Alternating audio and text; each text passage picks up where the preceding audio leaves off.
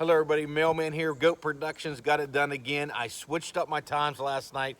Told my buddy was gonna come with me, but he couldn't make it. I told him I was gonna come down about 3 a.m. I actually got here about 2.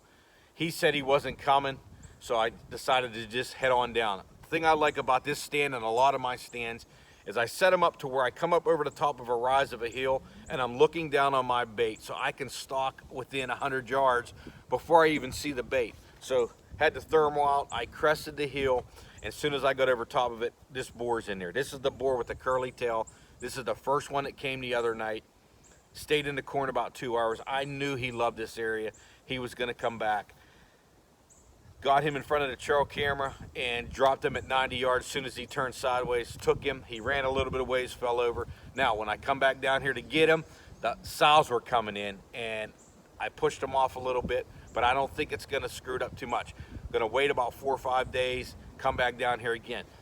The reason this area is hot, I'm looking at my harvest pictures from the past. I got a bedding area to my left.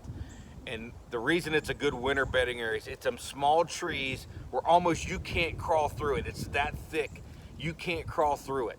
Well, there's no vegetation right now.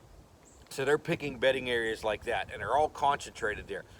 Up the road, 2 properties that we have, 0 hogs because they're all concentrated here. Now, once the vegetation grows, and you have in a month or a month and a half from now, you have these reeds along the river and you have really thick areas. There's gonna be other bedding areas that they use because it's so thick, it thickens up. So these hogs are gonna disperse. These sows are gonna take their families and go to those properties. Eventually they'll come back in here. So I always remember, February, March, boom, I gotta hit this property because they're bedding in this area.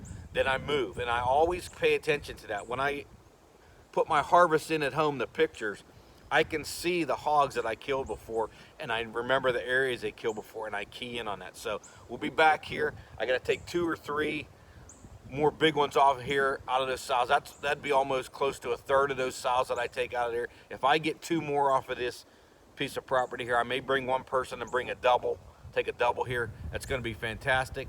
What we're going to do then is jump onto our other properties. I know when they go over there because of those trail camera. The trail cameras are key. The landowner next door tells me when these hogs are here. As soon as she tells me they're here, I jump on these hogs. So thanks for watching, liking, subscribing.